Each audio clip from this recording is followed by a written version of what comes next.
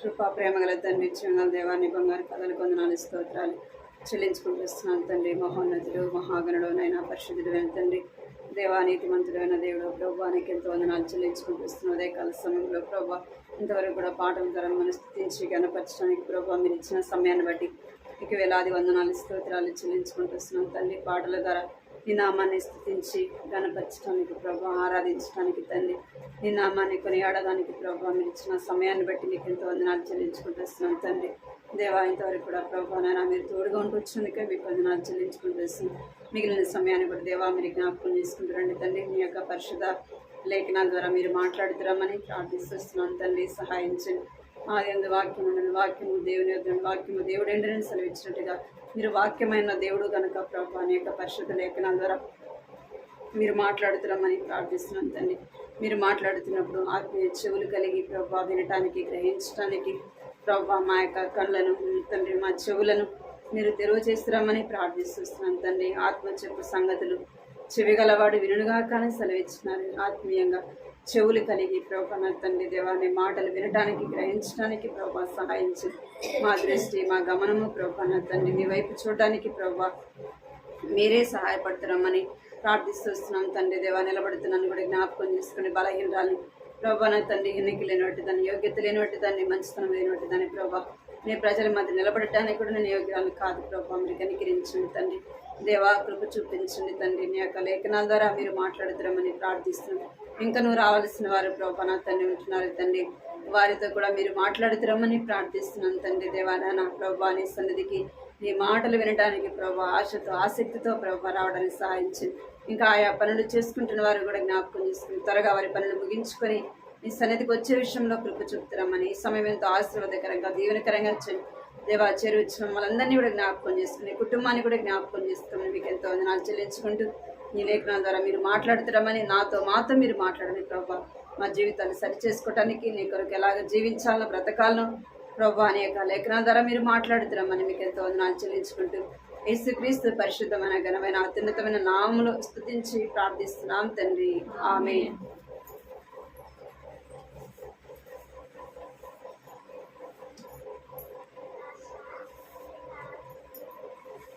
దేవుని వాక్యాన్ని చదువుదాం.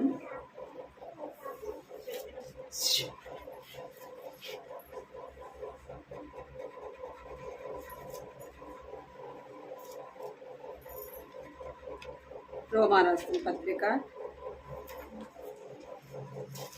14:7 చదువు. 14:7 కలిసి చదువుదాం ఆ మాటని. రోమారాసిన పత్రిక 14:7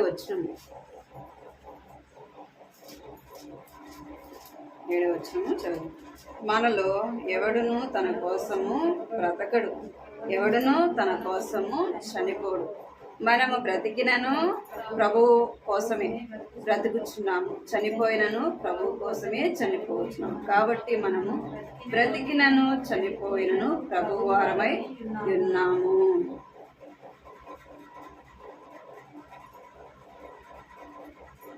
ఇక్కడ 14:7 ఒక మాట చెప్తున్నారు. ఎవరు చెప్తున్నారు అంటే అపోస్తలుడైన పౌలు చెప్తున్నాడు. ఏం చెప్తున్నాడు అంటే ఇక్కడ మనలో ఎవడునో తన కోసము బ్రతకడు, ఎవడునో తన కోసము చనిపోడు. మనము బ్రతికినను ప్రభు కోసమే.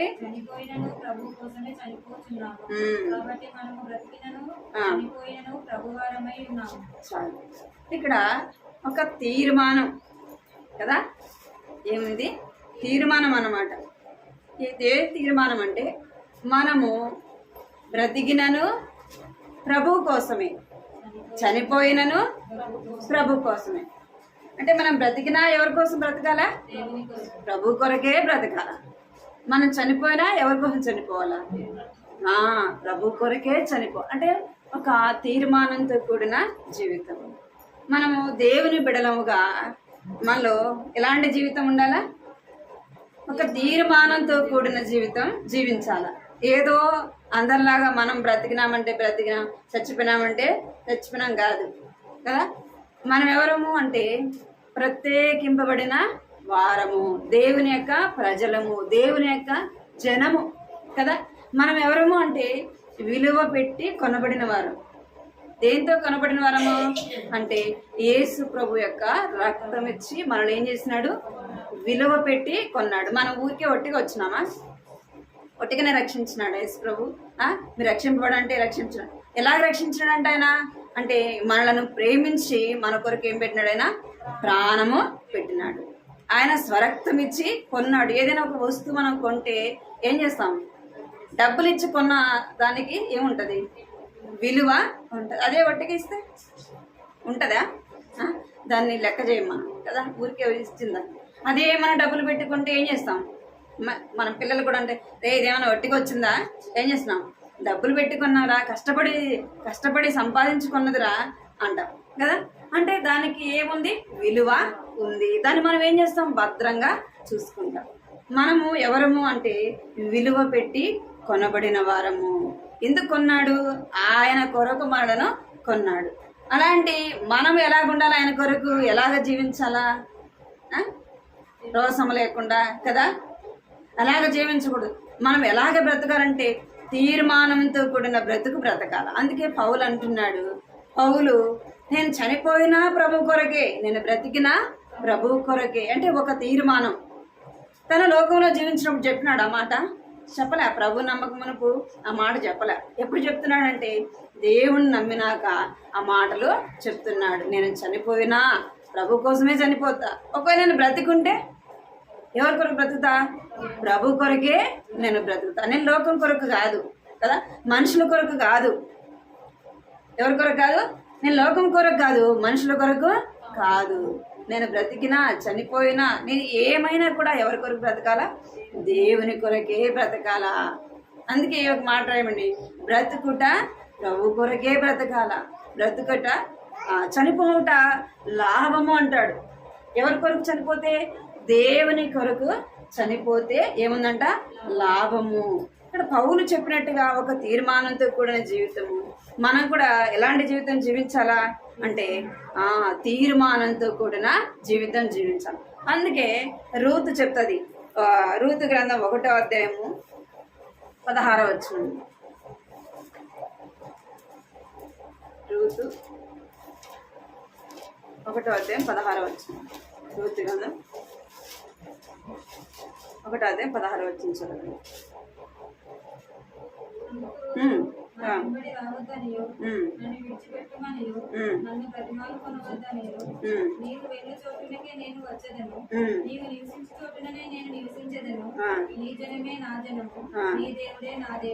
చాలు.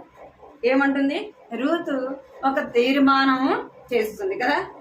నయోమి వెళ్ళమన్నప్పుడు ఎవరు వెళ్ళిపోతూ వచ్చినారు, ఓర్ప ఏం చేస్తూ వచ్చింది, వెళ్ళిపోయింది. అమ్మ మీరు వెళ్ళిపోండి, మీరు నాతో కూడా వద్దు, నేను ముసలిదాన్ని, నేను మిమ్మల్ని చూసుకోలేను, మిమ్మల్ని నేను పోషించలేను అని చెప్పినప్పుడు ఎవరు వెళ్ళిపోయినారు, ఓర్ప అయితే వెళ్ళిపోయింది. రూతు ఏమని చేసుకుంటుంది అంటే నయోమితో ఒక తీర్మానము చేసుకుంటా ఉంది. ఎందుకు అంటే లోకంలో నుండి ఎక్కడికి వచ్చింది, ఇప్పుడు దేవుని దగ్గరికి వచ్చింది. దేవుణ్ణి తెలుసుకునింది, దేవుణ్ణి తను సొంత రక్షకుడుగా తన హృదయంలో అంగీకరించింది. అందుకే చెప్తా ఉంది, తిరిగి ఆమె ఎక్కడికి వెళ్ళడానికి ఇష్టపడాలా అంటే లోకంలోకి వెళ్ళడానికి ఇష్టపడడంలే. ఎందుకు, లోకంలో నుంచి వచ్చింది. లోకంలో నుంచి వచ్చిన తర్వాత తిరిగి లోకంలోకి వెళ్ళడానికి ఆమె ఏం చేయాల, ఇష్టపడాల. ఇప్పుడు ఎవరి కొరకు తీర్మానం చేసుకుంటుంది అంటే నేను బ్రతికినా దేవుని కొరకే, చనిపోయినా దేవుని కొరకే.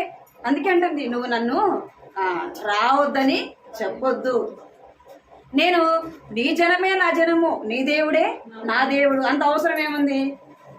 ఇప్పుడు ఆమెకు పెళ్ళి ఒక 10 సంవత్సరాలు మాత్రమే అత్తతో కలిసి, తల్లిదండ్రులు ఉండారు కదా, బంధువులు ఉండారు కదా, అందరు ఉండారు కదా, వాళ్ళ దగ్గరికి వెళ్ళొచ్చు కదా. అంటే లోకంలోకి వెళ్ళడానికి ఇష్టపడలే, ఒక తీర్మానం చేసుకుంటాను. ఎందుకు, నేను బ్రతికినా దేవుని కొరకే బ్రతుకుతా, ఒకవేళ చనిపోతే దేవుని కొరకే చనిపోతా. అంటే ఒక గట్టి తీర్మానం అన్నమాట. మనం కూడా దేవుని బిడ్డలముగా ఏం తీర్మానం చేసుకోవాలా, లోకంలో బ్రతకాలా, దేవునిలో బ్రతకాలి కదా. లోకం కావాలా, దేవుడు కావాలా, అవుతుందా? అందుకే మనలో ఏముండదంటే మార్పు అనేది ఉండదు. మనం ఎన్ని సంవత్సరాలు ఒకవేళ మనం బ్రతికి దేవుని సంతోష పెట్టలేము, ఇట్లా లోకాన్ని కూడా సంతోషపరచాలి. మనము ఒక తీర్మానం చేసుకోవాలి. ఆ తీర్మానంలో ఏం చేయాలంటే నిలిచి ఉండాలి. అందుకే మనం 31st వాటిలో ఏం చేస్తాం, తీర్మానం చేసుకుంటాం. ప్రభు ఈ సంవత్సరం అంతా వారకుడికి వస్తా ప్రభు, ఈ సంవత్సరం అంతా నేను అది చేస్తా ప్రభు, ఇది చేస్తా ప్రభు అని ఏం చేస్తాం, తీర్మానాలు చేస్తాం. కొన్నిసార్లు లోకంలో కూడా అనేకమైన తీర్మానాలు చేస్తారు, కానీ ఆ తీర్మానాలు నిలిచి ఉంటారా? 10 చేస్తే 10లో 1 కూడా చేస్తారో చేయరో తెలియదు. అలా కాదు, మనం దేవుని బిడ్డలకి ఎలా ఉండాలా, ఒక తీర్మానం కలిగి జీవించాలి. రూత్ ఏం చెప్తుందంటే, నీ జనమే నా జనము, నీ దేవుడే నా దేవుడు, నువ్వు ఎక్కడ చనిపోతే నేను కూడా అక్కడే చనిపోతా, నీ దేవుడే నా దేవుడు అంటే ఒక తీర్మానంతో కూడా జీవితము జీవించాలి. మనం కూడా అలాగా దేవుడి నమ్మకం మనకు జీవించిన జీవితం వేరు కదా. ఆ తీర్మానం లేకుండా మన ఇష్టానుసారంగా మనం ఈ లోకంలో బ్రతికిండొచ్చు, కానీ ఇప్పుడు ఎట్లుండాలా, ఒక తీర్మానంతో కూడా జీవితము జీవించాలి. దేవుని కొరకు నేను బ్రతకాల, ఎప్పుడు పోతామో తెలియదు మనము. అందుకే మన మిగిలిన జీవితము ఎవరి కొరకు బ్రతకాలా, ప్రభువు కొరకే బ్రతకాల. రూతు లాంటి తీర్మానము కలిగి జీవించాలా. దేవుని బిడ్డలైన వారిని మనం ఏం చేయాలంటే వెంబడించే వారముగా ఉండాల. ఇప్పుడు రూతు ఎవరిని వెంబడిస్తోంది అంటే నయోమిలో ఉన్న దేవుణ్ణి తను ఎరిగింది కాబట్టి ఎవరిని వెంబడిస్తుందంటే నయోమితో పాటే వెళ్తా ఉంది. అంటే ఒక తీర్మానంతో కూడా జీవితం జీవించాలి. అందుకే భక్సింగ్ అంకుల్ కూడా ఎవరి కొరకు జీవించాలని తీర్మానం చేసుకున్నాడు, దేవుని కొరకు బ్రతకాలని తీర్మానము చేసుకున్నాడు. దేవుడు నమ్మినాడు. ఆయన వాళ్ళ దగ్గరికి రాగానే ఎవరు వచ్చినారంట, తల్లిదండ్రులు లేని వారు వచ్చినారు. నువ్వు దేవుని విడిచిపెట్టంటే ఏం చెప్పినాడు, నా ముక్కు పట్టుకుంటే ఊపిరి ఎలాగైతే ఆగిపోతుందో నేను యేసు ప్రభువుని విడిచిపెడితే ఏమైపోతా, నేను అలాగనే నా ఊపిరి పోతాను. బ్రతికినా ఎవరి కొరకు బ్రతుకుతా, దేవుని కొరకే బ్రతుకుతా. నాకు ఆస్తులు వద్దు, అంతస్తులు వద్దు కదా, ఈ డబ్బు వద్దు, ఏమి వద్దు, నాకు ఘనత వద్దు. ఎందుకంటే అప్పట్లోనే ఆయన ఎంతో పెద్ద చదువు చదివినాడు. తల్లిదండ్రులు లేని వారు కూడా ఎంతో ఉన్నతంగా ఉన్నవారు, కానీ ఎవరు వదులుకుంటారా? ఏం చెప్పినాడు, నేను బ్రతికినా దేవుని కొరకే బ్రతుకుతా, అవన్నీ వద్దని చెప్పేసి ఏం చేసినంటే ఒక తీర్మానము చేసుకున్నాడు. ఆ తీర్మానం ఎప్పటిదాకా నిలిచున్నాడు, చనిపోయేంత వరకు కూడా అదే తీర్మానంలో ఆయన నిలిచి ఉన్నాడు. మనం కూడా ఒక్కసారి తీర్మానం చేసుకుంటే ఏం చేయాలా, దేవుని కొరకు తీర్మానం చేసుకుంటే నష్టపోతామా? దేవుని కొరకు మనం ఏదైనా ఈ లోకంలో విడిచిపెడితే దేవుడు ఏం చేస్తాడు, పరమందు మనం వదులుకున్న దానికంటే 2 అంతలు ఏం చేస్తాడు, దేవుడు ఇస్తాడు. భక్సింగ్ గారికి లేదా దేవుడు ఆయన ఏదైతే తల్లిదండ్రుల దగ్గర వదులుకున్నాడో దేవుడు అంతకి ఎంతగానో ఆశీర్వదించినాడు. ఎందుకంటే ఒక తీర్మానం, నేను దేవుని కొరకు బ్రతకాల. మేము యూత్ క్యాంప్లో చూసినాం, ఎంతమంది అంటే 12,000 మంది వచ్చారండి. నమ్ముతారా? 12,000 మంది. ఎక్కడ చూసినా మనుషులే. నీళ్ళకి ఇబ్బంది అయినా కానీ, ఎన్నో ఇబ్బందులు ఉన్నప్పటికి కానీ ఇబ్బంది అని అనిపించలే, బాధ అని అనిపించలే. అదే మనకి ఇంట్లో ఒక దగ్గర నీళ్ళు రాదు, ఒకరోజు నీళ్ళు రాకపోతే ఎంత బాధ ఉంటుంది అంతమందికి అని. ఏ రోజు కూడా బాధ అని అనిపించలేదు, అంత సంతోషం. అంటే భక్సింగ్ గారు దేవుని కొరకు ఏం చేస్తున్నాడు, అంత గొప్ప తీర్మానము చేసుకున్నాడు. ఆ తీర్మానాన్ని బట్టి దేవుడు ఏం చేస్తున్నాడు, ఆయన్ని ఆశీర్వదించినాడు. ఆయన ద్వారా అనేక ఆత్మలు రక్షించినాడు, అనేకమైన సంఘాలు స్థాపిస్తూ వచ్చినాడు. రూతు యొక్క తీర్మానము ఏం చేస్తూ వచ్చింది, రూతు తన జీవితంలోనే ఆశీర్వదింపబడుతూ వచ్చింది. మోయాబీలు ఎక్కడ కూడా దేవుని మందిరంలో చేరటానికి కానీ, దేవుని ప్రజల్లో వారు ఉండటానికి కానీ ఎంత మాత్రం కూడా యోగ్యులు కాదు. వారు 10వ తరం వారైనా కూడా ఎక్కడికి రాకూడదు, దేవుని మందిరంలోకి రాకూడదు. అలాంటి మోయాబీలు ఎవరు, రూతు. ఎక్కడికి వచ్చింది, దేవుని గ్రంథములో ఆమె పేరు రాయబడింది. అందుకే మత్తయి సువార్తలో ఆమె పేరు ఉంటుంది చూడండి, ఎవరి పేరు, రూతు పేరు అక్కడ రాయబడింది.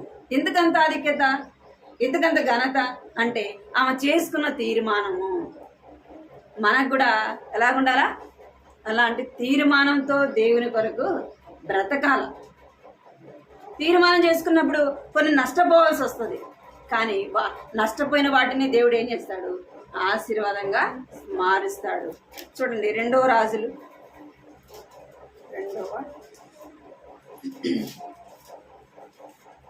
2వ అధ్యాయము 4వ వచనం చదవండి. 2వ అధ్యాయము 4వ వచనం. 2వ రాజులు 2వ అధ్యాయం 4వ వచనం తీసిన వారు చూడండి.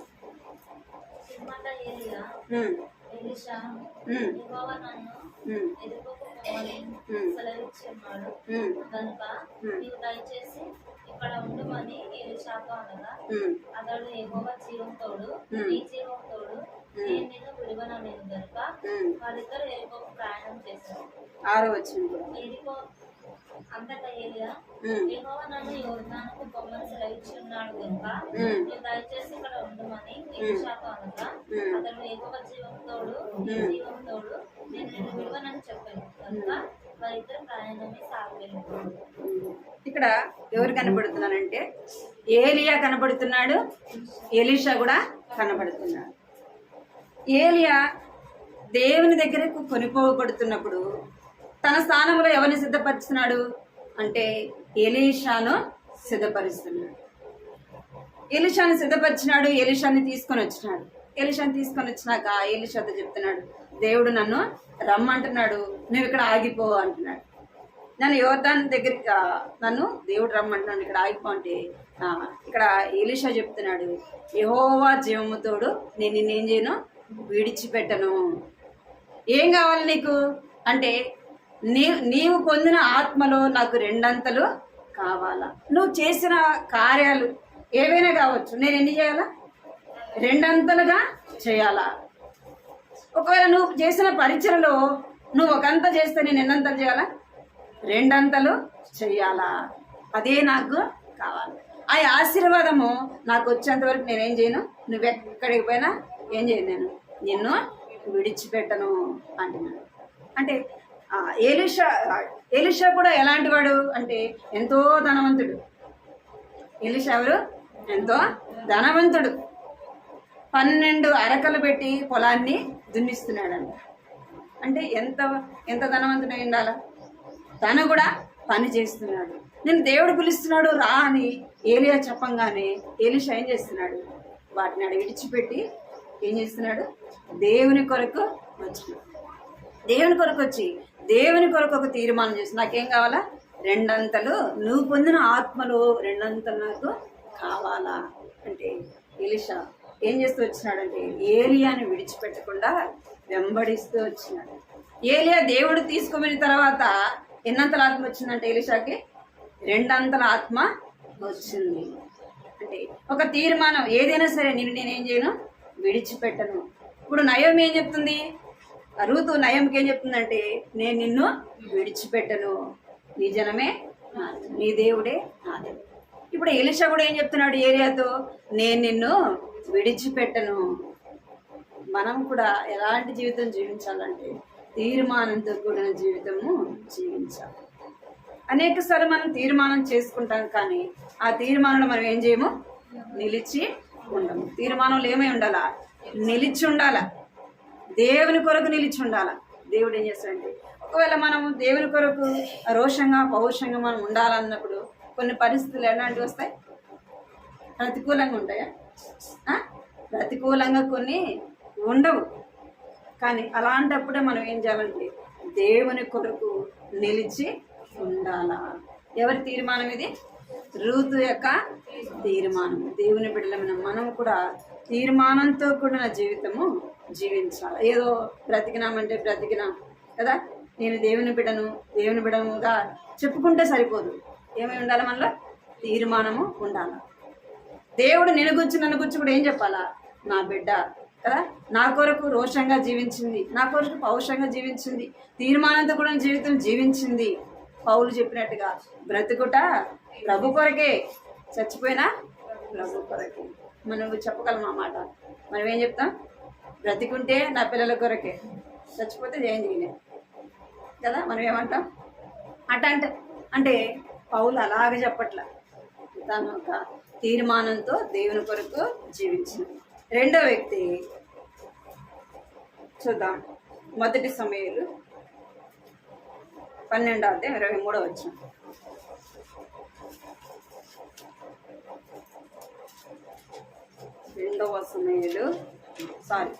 1 సమూయేలు 12:23. 12:23 చదవండి తీసుకుని. 12:23. నా మట్టుకు నేను మీ నిమిత్తము ప్రార్థన చేయడం మార్గవలన యెహోవాకు విరోధముగా పాపం చేసిన వాడని నలుగురును, అది నాకు దూరమగును గాక. వారి శ్రేష్టమైన చక్కని మార్గము మీకు బోధించును. ఆయన మీ కొరకు ఎన్నో గొప్ప కార్యములు చేశానని అది మీరు తలుచుకొని మీరు యెహోవా యందు భయభక్తులు కలిగి నిష్కపటులై పూర్ణ హృదయంతోను ఆయనను సేవించుట ఆవశ్యకం. చాలు. ఇక్కడ రెండో వ్యక్తి ఎవరు అంటే సమూయేలు ఏం చెప్తున్నాడు అంటే ఒక తీర్మానం చేసుకున్నాడు. ఎవరు? సమూయేలు. ఏమని తీర్మానం చేసుకున్నాడు అంటే ప్రార్థన చేయటానికి ఏం చేసినాడు? తీర్మానము చేసుకున్నాడు. నా మటుకు నేను మీ నిమిత్తము ప్రార్థన చేయుట మానటం వలన యెహోవాకు విరోధముగా పాపం చేసినాడు. నా మటుకు నేనేం చేస్తా? ప్రార్థన చేస్తా. ఎవరి కొరకు? ఇశ్రాయేలు లేక ప్రజల కొరకు. ఇశ్రాయేలు ఎలాగుంటున్నారంటే ఎంతో అవిధేయత చూపిస్తున్నారు. ఎవరు? ఇశ్రాయేలు ప్రజలు దేవుని ప్రజలు అయినప్పటికీ ఏం చేస్తున్నారంట? అవిధేయత చూపిస్తున్నారు. దేవుని మాట వినడం లే, ప్రవక్త చెప్పిన మాట వినడం లే, ఎంతో అవిధేయత చూపిస్తున్నారు. విరోధముగా తిరుగుబాటుగా వారు జీవిస్తున్నప్పటికీ చెప్తున్నారు. వాళ్ళు అంటున్నారు, అయ్యా నువ్వు మా కొరకు ప్రార్థన చేయు అంటే సమూయేలు చెప్తున్నాడు. ఏమని చెప్తున్నాడంటే నా మటుకు నేనేం చేస్తా? మీ కొరకు ప్రార్థన చేయుట మానను. ఒకవేళ నేను అలాగ చేస్తే ఏం చేసిన వాడిని అవుతా? దేవునికి విరోధముగా పాపం చేసిన వాడిని అగుదును. అంటే ఒక తీర్మానం. మీరు ఎట్టన్నా పోండి, మీరు విన్నా వినకపోయినా, మీరు తిరుగుబాటు చేసేవారైనా, మీరు అవిధేయులైనా, మీరు ఎవరైనా కానీ నేనేం చేస్తా? మీ కొరకు ప్రార్థన అయితే నేను చేస్తా. మనం ఏం చేస్తాం కొన్నిసార్లు? ఏదైనా ఒకవేళ మనం చెప్పింది వినకపోతే మనం ఏం చేస్తాం? ప్రార్థన చేసేది మానేస్తాం. మీరు మారరు, మీరు ఇంతే అని ఏం చేస్తాం? కొన్నిసార్లు మానేస్తాం. కానీ అలాగూ చేయకూడదు. వారు ఎలాంటి వారైనా సరే మన మటుకు మనం ఏం చేయాలి? ప్రార్థన చేయాలి. ఒకవేళ మనం ప్రార్థన చేయకపోతే మనం ఏం చేసిన వారం అవుతాం? విరోధముగా పాపం చేసిన వారము అవుతాము. వారు ఎలాంటి వారైనా కానీ, మనం హింసించేవారైనా, మనం ద్వేషించేవారైనా, మనకి కీడు చేసేవారైనా మనం ఏం చేయాలి? వారి కొరకు ప్రార్థన చేయాలి. సమూయేలు తీర్మానం ఏంది? వారు ఎలాంటి వారైనా సరే నా మటుకు నేనైతే ఏం చేస్తా? నేను చనిపోయేంత వరకు ఇశ్రాయేలు ప్రజల కొరకు నేనేం చేస్తా? ప్రార్థన చేస్తా అని ఒక తీర్మానం. ఎందుకు? ఇశ్రాయేలు ప్రజలు ఎవరిని త్రోసేస్తున్నారంటే సమూయేల్నే త్రోసేస్తున్నారు. నువ్వు ముసలోడు అయిపోయినావు, నువ్వు మాకేం కావాలా? మాకు ఒక రాజు కావాలా అని చెప్తున్నారు. అప్పుడు మనకేమొస్తుంది? కోపం వస్తుంది కదా. నేను ఉన్నాను కదా, ఒక నన్ను దోసేసి నా తర్వాత ఇంకొక ఆయన తీసుకురమ్మంటున్నారని మనకేమొస్తుంది? కోపం. సమూయేలు ఎలాంటి వాడు అంటే ఎంతో భయభక్తులు కలిగినవాడు. చిన్న వయసులోనే దేవుని స్వరాన్ని విన్నవాడు. నీతికి నిజాయితీగా ఏం చేస్తూ న్యాయవంతుడిగా వారికి న్యాయ పరిపాలన చేసింది. అలాంటి వాడిని ఏమవుతున్నారు వాళ్ళు? నువ్వు ముసలివాడు అయిపోయినావు, మాకేం కావాలా? రాజు కావాలంటే మనం ఏం చేస్తాం? నాకు వాళ్ళతో అవసరం లేదంట కదా. వాళ్ళకి ఇంకే రాజు వచ్చినాడు, నాతో ఏం పని ఉంది అనుకున్నాడా అంటే అనుకోలేదు. సమూయేలు ఏం చేస్తున్నాడంటే వారి కొరకు నిత్యం ఏం చేస్తున్నాడంట? ప్రార్థన చేస్తున్నాడు. ఇంకా చూస్తే సౌలు దేవుని మాట వినకపోయినప్పటికీ సౌలు కొరకు ఎవరు ప్రార్థన చేస్తున్నారంటే సమూయేలు ప్రార్థన చేసి. సమూయేలు దుఃఖిస్తున్నాడు, బాధపడుతున్నాడు. ఎవరి కొరకు? సమూయేలు యొక్క ఆ సౌలు కొరకు సమూయేలు ప్రార్థన చేస్తున్నాడు. దేవుడే అంటున్నాడు ఏమంటాడంటే, నీ మాట వినట్లేదు కదా, నేను తోసేసిన, ఇంకెందుకు నువ్వు దుఃఖపడతావు, ఇంకెందుకు నువ్వు ఏడుస్తావు? ఎవరితో అంటున్నాడంటే సమూయేలుతో దేవుడే మాట్లాడతాడు. ఎవరి గురించి చెప్పి? సౌలుని గురించి. అయినప్పటికీ ఏం చేస్తున్నాడు అంటే ఇంకా మాట్లాడేమో, ఇంకా తెలుసుకుంటాడేమో అని సమూయేలు అయితే ఏం చేస్తున్నాడు? ప్రార్థన చేస్తున్నాడు. మనం కూడా ఏం చేయాలా? ప్రార్థన చేయుట మానకూడదు. మనం దూషించేవారైనా కదా, మనకు వ్యతిరేకంగా ఉన్నప్పటికీ, మనకు కీడు చేసేవారైనప్పటికీ ఏం చేయాలి? వారి కొరకు మనం ప్రార్థన చేయాలి. వారు మనకు కీడు చేయొచ్చు కానీ మనం ఏం చేయాలి? వాళ్ళకి ప్రార్థన ద్వారా మేలు చేయాలా. వాళ్ళు మనకైతే చేసినారు, నేను కూడా చేయాలా, నేనెందుకు చూస్తా, నేనెందుకు అని మనలో ఆ ఆలోచన కూడా రాకూడదు. అలాంటి ఆలోచన కూడా రాకూడదు. అందుకే యేసుప్రభు ఏమంటాడు? హింసించు వారి కొరకు ప్రార్థన చేయుడి. అందుకే యేసుప్రభు కూడా, యేసుప్రభు సిలువ వేసేటప్పుడు యేసుప్రభు ఏం చెప్పినాడు? తండ్రి, వీరు ఏం చేయించినారో వీరు ఎరుగరు, వీరిని క్షమించు అంటున్నాడు. ఏం చేస్తున్నాడు ఆయన అంటే, ఆ సిలువ ప్రాణం పోయేటప్పుడు కూడా యేసుప్రభు ఏం చేస్తున్నాడు? వారి కొరకు ప్రార్థన చేస్తున్నాడు. తండ్రి, వీరు ఏం చేస్తున్నారు వీరికి తెలియదు, వీరిని క్షమించు, వీరి తప్పును క్షమించు, వీరి పాపమును క్షమించు అని ప్రార్థన చేస్తారు. అందుకే అపోస్తుల కార్యంలో కూడా ఉంచుడు అన్నమాట. అపోస్తుల కార్యం 7వ అధ్యాయం 60వ వచనం. అపోస్తుల కార్యము 7వ అధ్యాయం 60వ వచనం చదవండి. అతడు మోకాళ్ళని ప్రభువా, వారి మీద ఈ పాపం మోపకుమని గొప్ప శబ్దంతో పలికెను. ఈ మాట పలికి నిద్రించాను. సౌలు అతని చావునకు సమ్మతించాడు. ఇక్కడ ఎవరు చెప్తున్న మాటలు అంటే స్తెఫను. ఎవరు? స్తెఫను. యేసుప్రభు అంటే సరే కదా, యేసుప్రభు అంటే ఆయన దేవుడు కాబట్టి క్షమించే మనసు ఆయనకు ఉంది. అందుకే ఏం చెప్పినాడు? తండ్రి, వీరు ఏం చేస్తున్నారు, వీరిని క్షమించమని అడిగినాడని మనం అనుకోవచ్చు. ఇక్కడ ఎవరు చెప్తున్నారు? ఈ అపోస్తుల కార్యాలు అంటే స్తెఫను చెప్తున్నాడు. నీలాంటి నాలాంటి మనుషుడు చెప్పే మాట ఇది. ఏమంటున్నాడు అంటే, అతడు ఆయన ఏం చేస్తూ వచ్చారంటే అందరూ కూడా రాళ్లతో కొట్టినారు. ఏం చేస్తున్నారు? రాళ్లతో కొడుతున్నాడు. ఎందుకు అంటే యేసు ప్రభుని గురించి చెప్పినందుకే. ఆయన ఏదో తప్పు చేసినందుకు కాదు. ఏం చేస్తున్నారంట? అందరూ రాళ్లతో కొడుతుంటే అలాంటప్పుడు మనకేమొస్తుంది? కోపం వస్తుందో రాదా? మనం కొట్టకపోయినా కానీ ఏం చేస్తాం? నోటితోనా మాట్లాడు. ఏమంటున్నాడు స్తెఫను అంటే, అతడు మోకాల్లోని ఏం చేస్తున్నాడంట? ప్రార్థన చేస్తున్నాడు. ఈ పాపము వారి మీద మోపవద్దు, ఈ తప్పును వారి మీద మోపవద్దు అని ఏం చేస్తున్నాడంటే ప్రార్థన చేస్తున్నాడు. నేను నా జీవితంలో ఏ తీర్మానం ఉండాలా? కీడు చేసినప్పటికీ, మనకు ఏదో నష్టం కలిగించినప్పటికీ మనం ఏం చేయాలంటే వారికి ఎప్పుడు కూడా కీడు చేయకూడదు. వారు ఏదైనా ఆపదలో ఉన్నప్పుడు, వారి కష్టంలో ఉన్నప్పుడు, వారి బాధలో ఉన్నప్పుడు మనం ఏం చేస్తాం? బాగా అయింది కదా, బాగా జరిగింది అంటాం కదా. మనకి ఏదైనా వాళ్ళు నష్టం కలిగిస్తే, వాళ్ళు ఏదైనా ఆపదలు అంటే మనం ఏం చేస్తాం? తగిన పని అయింది. అలాగే ఎప్పుడు కూడా మనసులో కూడా అనుకోకూడదు. మనసులో కూడా ఆ మాటని ఏం చేయకూడదు? వాడకూడదు. ఒకవేళ వారు పడే బాధ, కష్టం మనం చూసి ఏం చేయాలంటే వారి కొరకు ఏం చేయాలా? ప్రభువా, వారు తెలిసి చేస్తున్నారు, తెలియక చేస్తున్నారు, వారి తప్పును క్షమించు ప్రభా, వారి పొరపాటుని క్షమించు ప్రభా, వారిని బాగు చేయి ప్రభా. నోటి మాట ఏం చేయాలా? దేవుని సన్నిధిలో మనం ప్రార్థించాలి. మనలో కూడా మనం ఏం కలిగిందంటే ప్రార్థన చేస్తే తీర్మానం కలిగి ఉండాలా. ఇతరుల ఏడల మనకేముండాలా? ఒకవేళ మనకు ఏదైనా కీడు చేస్తే క్షమించే మనసు మనకు ఉండాలా. ఇక్కడ స్తెఫను ఏమంటున్నాడంటే వారిని క్షమించి చెప్తున్నాడు, తండ్రి, ఈ తప్పుని, ఈ పాపం వారి మీద మోపవద్దు అనే గొప్ప శబ్దంతో ఏం చేస్తున్నాడు? చెప్తున్నాడు. నేను ఆ జీవితంలో మనం ఏం కలిగి ఉండాలంటే ప్రార్థన జీవితము, ప్రార్థన కొరకు తీర్మానము చేసుకోవాలి. కీర్తనలు 141:5. కీర్తనలు 141:5. నీతిమంతులు నన్ను కొట్టుట నాకు ఉపకారము, వారు నన్ను గద్దించుట నాకు తైలాభిషేకం. నేను అట్టి అభిషేకము ప్రోత్సహిస్తుంది కాక వారి దుష్టక్రియలన్నీ చూచి తప్పక ప్రార్థన చేస్తున్నాను. ఏం చేస్తున్నాడంట? వారు దుష్టక్రియలను చూచి ఏం చేస్తున్నాడు? తప్పక ప్రార్థన చేసి. ఎవరు చెప్తున్నారు ఈ మాటలంటే? దావీదు చెప్తున్నాడు. దావీదు ఎవరి కొరకు ప్రార్థన చేసినాడు? సౌలు కొరకు ప్రార్థన చేసినాడు. సౌలు ఎవరు?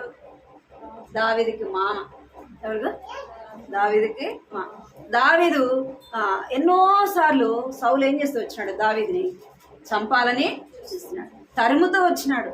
మనశ్శాంతి లేకుండా తనను ఉండనీయకుండానే ఏం చేస్తూ వచ్చినాడంటే అడవుల్లోకి తరుముతూ వచ్చినాడు. ఎన్నోసార్లు తను చంపాలని కూడా చూస్తూ వచ్చినాడు. ఏం చేస్తున్నాడు దావీదు? తన కీడుకు ప్రతికీడు చేసినాడా?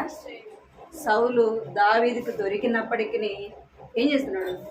ఏ మాత్రం కూడా తనకు హాని చేయలే. దగ్గరికి వెళ్ళి కూడా ఏం చేస్తూ వచ్చినాడంటే తన యొక్క దుప్పటి చెంగు మాత్రమే ఏం చేస్తూ వచ్చినాడు?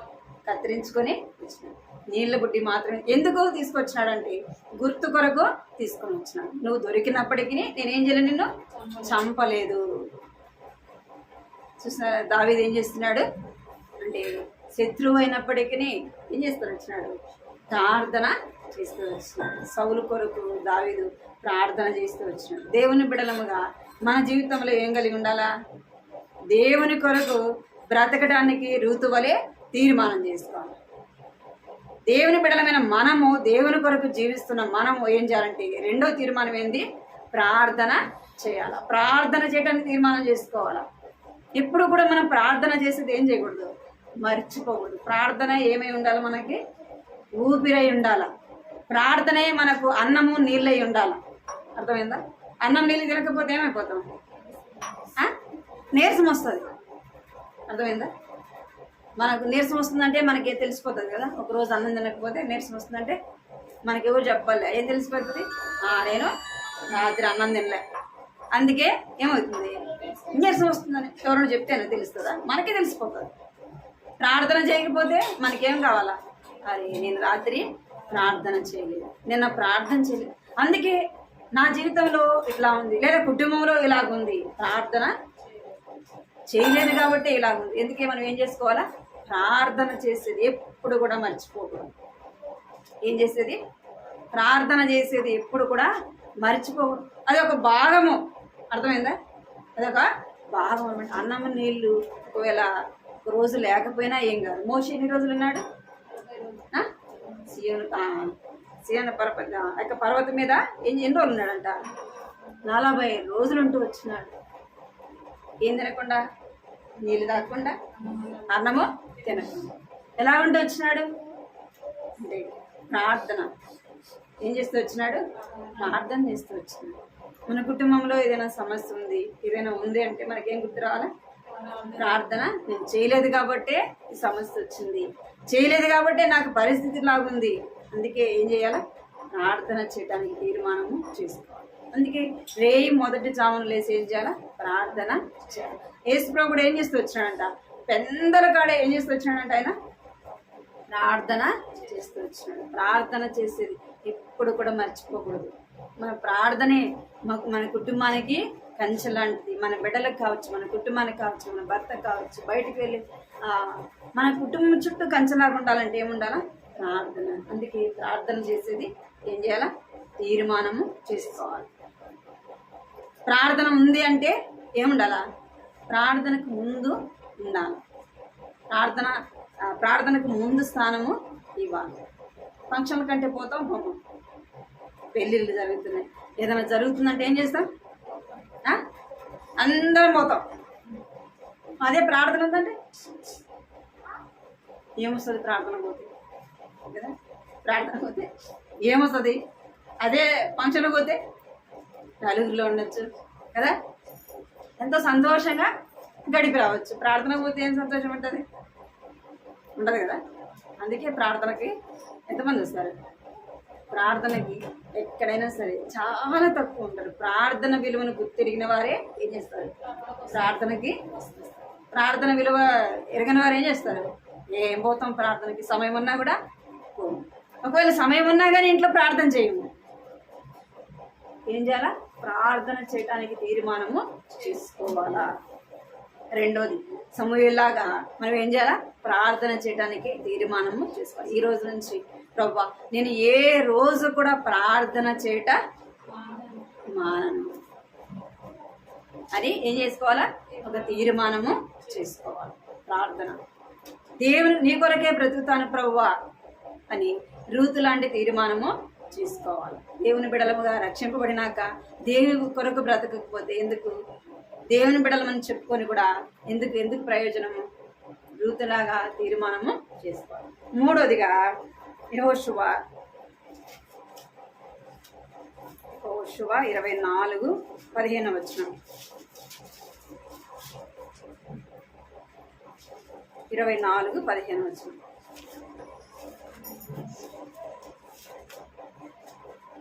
యెహోషువ 24:15 చదువు.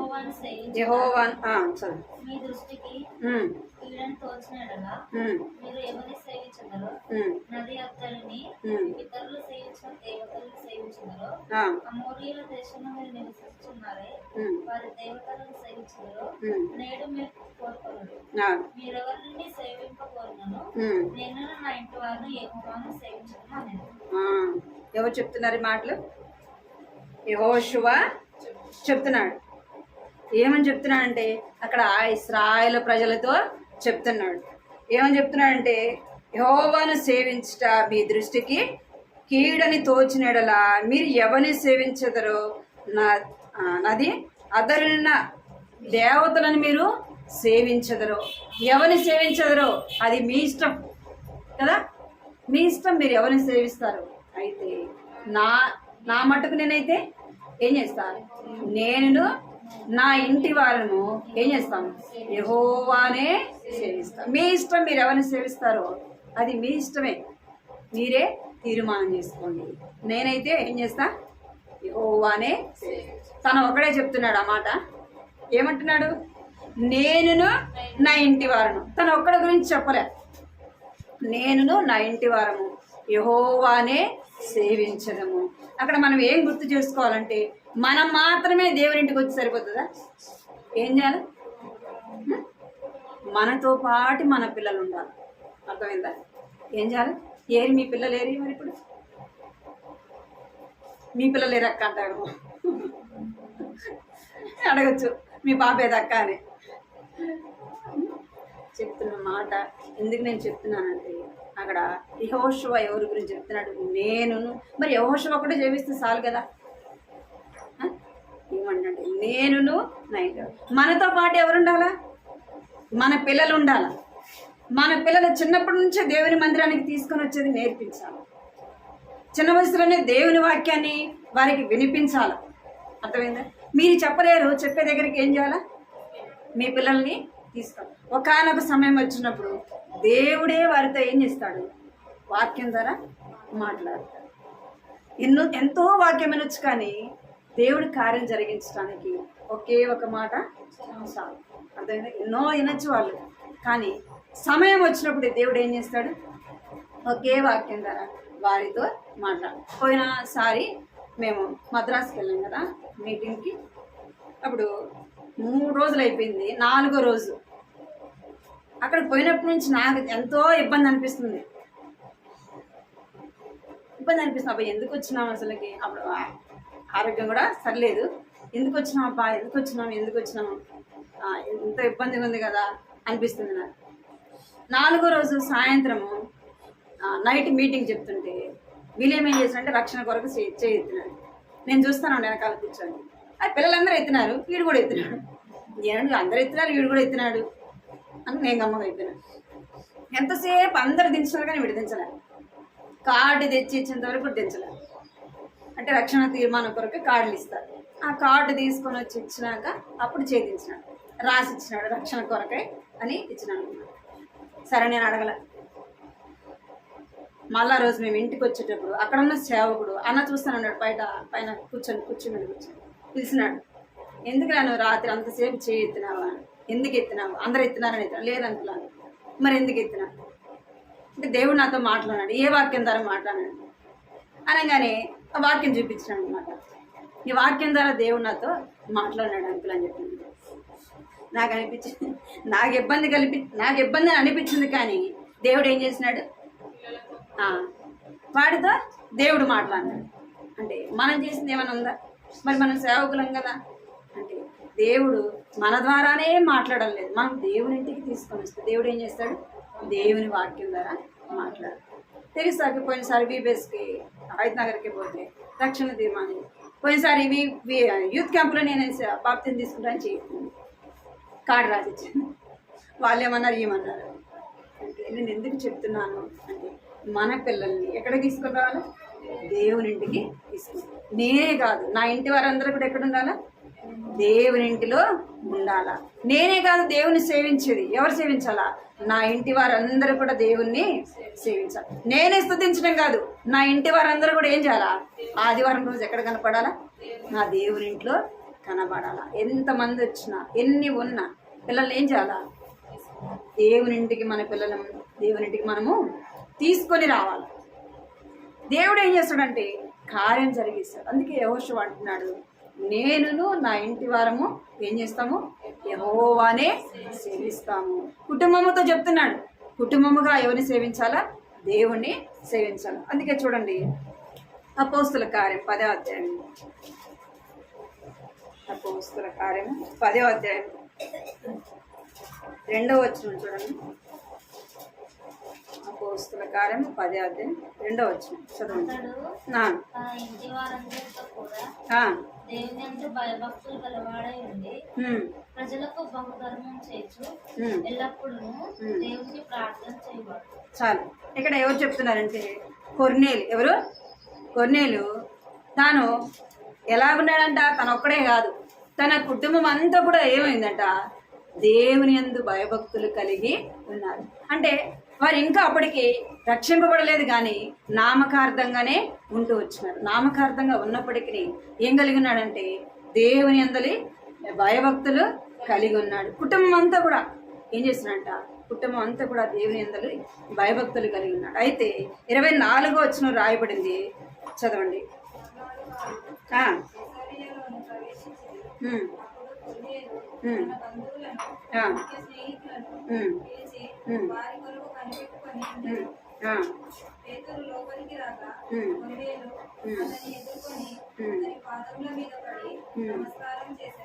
చాలు. ఇక్కడ ఏం చేస్తున్నాడంటే కొర్నేలు తన కుటుంబం అంతా కూడా ఏం చేస్తున్నాడంట, దేవుని అందలి భయభక్తులు కలిగి ఉన్నాడు. అయితే పేతురు అదే సమయాన ఎవరింటికి వచ్చినాడంటే కొర్నేలు ఇంటికి వచ్చి దేవుని వాక్యాన్ని చెప్పడానికి వచ్చినప్పుడు ఈ కొర్నేలు ఏం చేస్తున్నాడంట, తన బంధువులను తన స్నేహితులను ఎవరింటికి పిలుచుకొచ్చినాడు అంటే తన ఇంటికి తీసుకొని వచ్చినాడు. తన కుటుంబం అంతా కూడా రక్షింపబడుతూ వచ్చింది. కొర్నేలు ఇంటి కుటుంబం అంతా కూడా ఏం చేస్తూ వచ్చిందంట, రక్షింపబడుతూ వచ్చింది.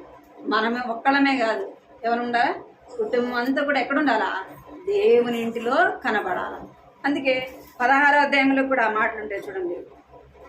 16వ అధ్యాయం 14 వచ్చింది. అపోస్తుల కార్యం 16వ అధ్యాయం 14 వచ్చింది.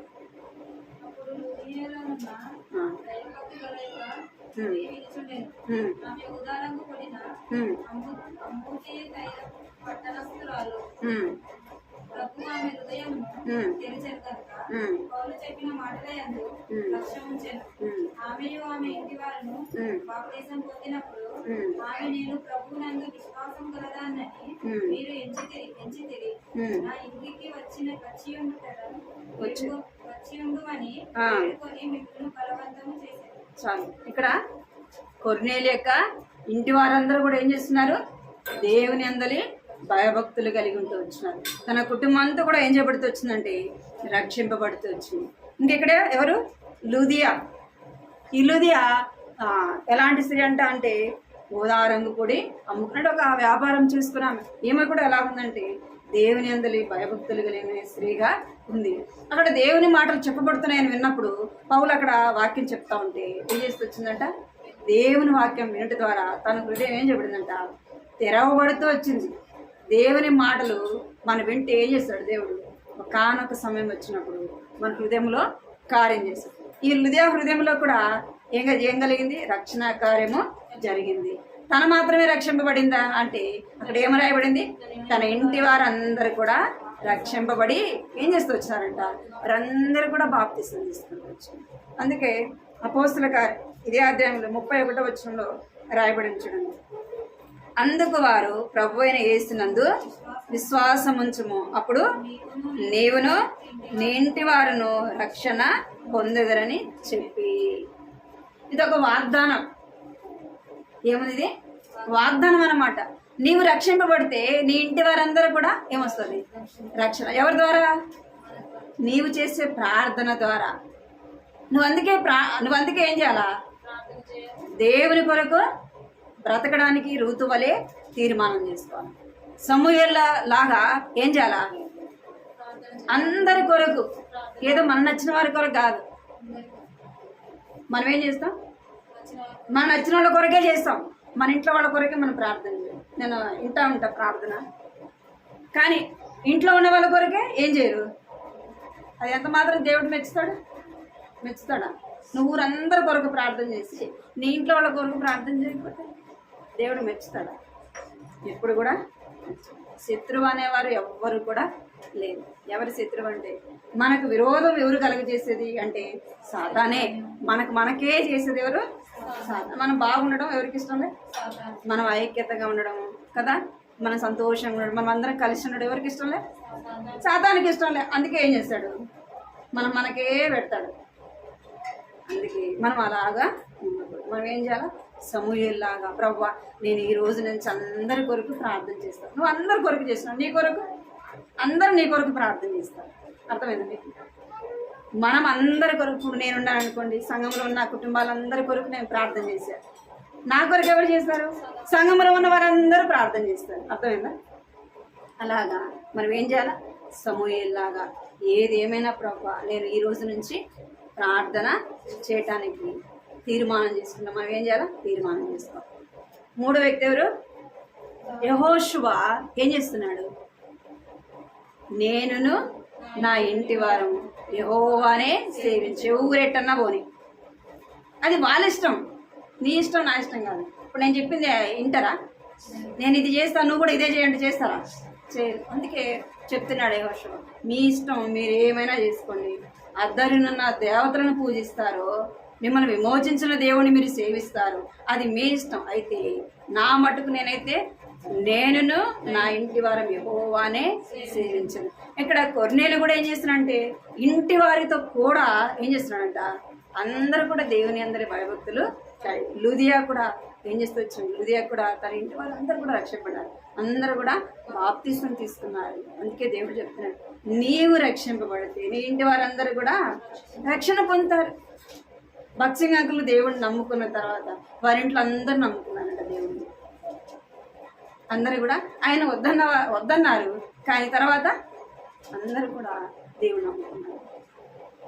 అంటే మనం చేసుకున్న తీర్మానాన్ని బట్టి దేవుడు ఏం చేస్తాడు? మనల్ని ఆశీర్వదిస్తాడు, దీవిస్తాడు.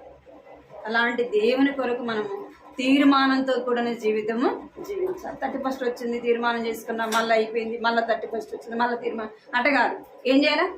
ఒక తీర్మానం. ఈ సంవత్సరం ఈ తీర్మానం చేసుకున్నా, ఈ తీర్మానం ఏం చేయాలా? నిలిచి ఉండాలి. ఏదైనా కావచ్చు. మళ్ళా సంవత్సరం వచ్చింది, మళ్ళా సంవత్సరం ఒక నూతనంగా ఇంకొక తీర్మానం చేసుకోవాలా. అలాగా తీర్మానంతో కూడా జీవితము అలాగ జీవిస్తే దేవుడు ఏం చేస్తాడంటే మనల్ని ఏం చేస్తాడు? ఆత్మీయంగా ఆశీర్వదిస్తాడు. ఈ లోకంలో ఒకవేళ మనకు లోక సంబంధమైనవి అన్నీ ఉన్నా లేకపోయినా ఏమై ఉండాలా? ఆత్మీయంగా మనం ఆశీర్వదింపబడాలి. ఆత్మీయంగా ఉన్నత స్థానంలో ఉండాలి. ఈ లోకంలో అందరికంటే నేను బాగుండాలా అని మనం కోరుకుంటాం. ఈ లోక సంబంధంగా నువ్వు అన్నీ ఉన్నా లేకపోయినా, అందరికంటే తక్కువ ఉన్నా పర్వాలేదు, కానీ ఆత్మీయంగా ఉండాలా? నేను ఆత్మీయంగా ఉన్నత స్థానంలో ఉండాలి. వాళ్ళకంటే నేను ఇంకా ఎక్కువ ప్రార్థించాలి ప్రభు, వాళ్ళకంటే నేను ఇంకా ఎక్కువ బైబిల్ చదవాలి ప్రభు, వాళ్ళకంటే ఇంకా నేను ఎక్కువ నీ కొరకు జీవించాలి ప్రభు అని ఏం చేయాలి? ఆత్మీయంగా ఉన్నత స్థానంలో నేను ఉండాలి ప్రభు. నా కుటుంబం ఉండాలి ప్రభు, నేను నీ సన్నిధిలో కనపడాలా, నా కుటుంబం అంతా కూడా, నా భర్త కనపడాలా, నా బిడ్డలు కనపడాలి ప్రభు అని ప్రార్థించాలి. మనమే వచ్చేది కాదు, మన పిల్లలను కూడా ఏం చేయాలా? దేవుని ఇంటికి తీసుకొని రావాలా. మరి నడిపించినప్పుడు దేవుడు ఏం చేస్తాడంటే ఒకానొక సమయం వచ్చినప్పుడు దేవుడు వారి హృదయంలో కార్యము జరిగిస్తాడు. మన వారి కొరకు ప్రార్థన చేయాలి. ప్రభా ఈ దినం సండే స్కూల్కి వెళ్ళారు, ఇప్పుడు నా పిల్లలు ఒక్క మాటైనా వారితో మాట్లాడు ప్రభా, ఏదో ఇప్పుడు మీటింగ్కి వెళ్ళినారు ప్రభా, ఇటు వీవీఎస్కి వెళ్ళారు ప్రభా, ఇటు మాట్లాడు ప్రభా అని మనం ప్రార్థన చేసినప్పుడు దేవుడు ఏం చేస్తాడు?